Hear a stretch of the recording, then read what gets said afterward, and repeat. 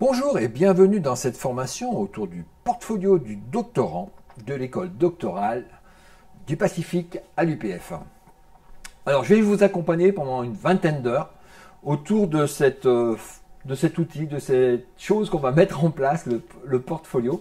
Alors pourquoi on fait cette formation à l'UPF? Parce que d'abord c'est une obligation légale. On est obligé maintenant, les universités doivent proposer une formation autour du portfolio pour les doctorants. Alors, au-delà de l'obligation légale, on va voir les intérêts et les avantages de mettre en place ce tel dispositif pour vous. D'abord, on va essayer de définir c'est quoi un portfolio.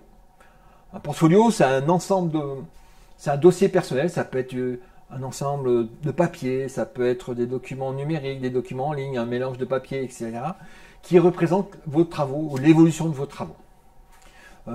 L'expérience qui prouve l'expérience que vous avez acquise en rentrant dans un processus. Par exemple, la thèse, vous avez appris des choses, à faire des choses, vous avez appris des savoirs, vous avez mis en œuvre ces savoirs, vous avez fait des expérimentations, vous avez développé de nouvelles compétences, développé des compétences que vous avez déjà, etc. etc. Et bien, tout ça, vous pouvez le montrer, le mettre en évidence, soit pour vous, dans une démarche réflexive, c'est-à-dire je regardais par rapport à quand j'étais étudiant en début de thèse et en fin de thèse, qu'est-ce qui s'est passé. Le portfolio doit pouvoir vous montrer à vous déjà, c'est un outil pour vous montrer que vous avez progressé. C'est aussi un outil pour vous organiser. Vous allez générer plein de bazar, plein de documentation et un peu structurer ça tout au long de votre parcours. Ça peut vous aider pour la fin quand il va falloir tout synthétiser. Mais c'est aussi un outil pour présenter vos travaux à l'extérieur, à d'autres personnes, ce que vous avez réussi à faire. Alors, le portfolio, il peut prendre plusieurs styles. Dans des écoles d'ingénieurs, j'en ai trouvé quelques-uns, je vous mettrai des liens dessous. Dans l'école d'ingénieur, on peut montrer ses travaux, on peut montrer ses publications, on peut montrer ses maquettes dans l'école d'architecture, on peut montrer chez les graphistes les réalisations, les web, les infographistes, des choses comme ça. Donc le portfolio, chez les artistes, ça marche plutôt pas mal, c'est déjà rentré dans les mœurs. Et pour vous, pour les doctorants, c'est un peu nouveau. Alors ce qu'on propose à l'UPF, c'est de vous accompagner pendant une vingtaine d'heures dans cette démarche. Alors il n'y a pas 20 heures de vidéos à faire autour du portfolio, mais on va voir un certain nombre de choses dans ces petites vidéos que je vous propose pour instrumenter, initialiser votre portfolio, travailler autour de vos compétences, mettre ça en place. Et je vous propose ensuite de vous coacher, de vous accompagner par rapport à ça. Vous l'avez compris, le portfolio, c'est un processus, c'est pas un CV. Un CV, ça peut se faire en 1 heure, 2 heures, 3 heures, quand on travaille un petit peu en une journée. Là, c'est un processus, vous voyez, un certain nombre d'activités, de cases à cocher, d'activités à faire, de choses à élaborer. Donc, on va rentrer dans ce processus-là. Et donc, comme je vous le disais, on va travailler autour de la co-construction de ce portfolio. Je serai là pour vous aider, pour vous accompagner. Alors, on peut faire ça par mail, on peut faire ça par rapport au site, aux outils que je vais mettre en place sur Espadon. On pourra faire ça par visio, si vous avez besoin d'un petit peu de coaching. On fera ça ensemble. Il faut que j'appuie sur le bon bouton.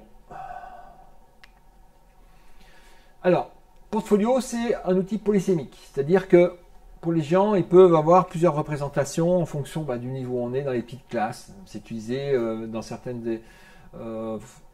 pays dès le primaire. Ça peut être un portfolio d'apprentissage, montrer ce qu'on a appris. Moi, j'ai utilisé dans l'université où j'étais avant, en médecine, en 5e et 6e année de médecine, pareil en pharmacie. Les étudiants partaient en stage, ils apprenaient des choses, ils construisaient ça dans un portfolio. J'ai vu ça, j'ai fait telle opération, j'ai utilisé tel médicament, etc., etc. J'ai fait telle expérimentation et le mettais dans un portfolio d'apprentissage. Ils stockaient un peu tout ce bazar-là. Et donc, c'était pour montrer tout ce qu'ils avaient fait pendant leur stage. On peut l'utiliser sur une période, portfolio peut être aussi utilisé pendant une courte durée, pendant une formation. L'idée, c'est de suivre un peu le processus. Et ce même portfolio, le contenu de ce portfolio-là, peut servir pour faire un portfolio d'évaluation. Les professeurs regardent à la fin de l'année le portfolio, tout ce qui a été fait, ou en fin de cycle, disent il a appris des choses, il a montré ça, il a bien organisé son portfolio. Mais c'est un peu le cas pour vous aussi. C'est-à-dire que vous allez apprendre des choses pendant votre doctorat, vous allez faire des choses, récupérer des données, des informations, les mettre à disposition, et vous verrez pour vous ce que vous avez appris. Et les gens, alors les gens, ça peut être le jury de thèse, ça peut être votre chef de labo, ça peut être votre grand-mère, ça peut être d'autres gens à l'extérieur, dans d'autres universités, dans d'autres labos, ils vont dire, ils vont évaluer un petit peu tout ce que vous avez mis comme contenu. Ils vont dire, ça c'est fini, c'est pas mal, c'est intéressant. Alors c'est pas une évaluation formelle, formative avec une note, on n'est plus à l'école, bien qu'on est à l'école doctorale, mais c'est pas la même chose. C'est une évaluation un peu plus informelle, plus qualitative, sur la production que vous avez fait. Mais c'est aussi cette partie représentation. C'est-à-dire que vous pouvez extraire des documents, des choses que vous avez acquises pendant votre doctorat, pour les montrer. Le document phare, ça sera votre thèse, ça sera le totem final. Mais tout au cours de votre thèse, vous allez acquérir plein de choses. Des anecdotes, des données, des façons de faire, visiter des labos, enfin, il y aura tout un tas de choses que vous pourrez aussi montrer et représenter en montrant voilà ce que je sais faire. Donc le portfolio, c'est ces trois choses-là. Alors pour vous accompagner par rapport à ça, dans un premier temps, on va faire, pour cette formation, j'ai découpé en trois parties. La première partie, on va travailler sur les outils, l'outillage. Comment on outille, comment on instrumentalise tout ce bazar qu'on veut mettre en place. Je vais vous co-construire ce portfolio, comment je vais vous accompagner. Et faire un travail aussi, je suis allé un peu vite, autour des compétences. Vous avez un savoir, vous avez acquis plein de données académiques pendant toute votre formation à l'université et même avant. Et là, pendant votre thèse, pendant votre doctorat, vous allez acquérir des compétences de cœur de métier, de chercheur, de laborantin, d'analyste, de dépouillement. Le cœur de métier, c'est ça. Propre aux scientifiques, propre aux doctorants. Vous allez développer des compétences de cœur de métier, avec vos savoirs et vos savoir-faire.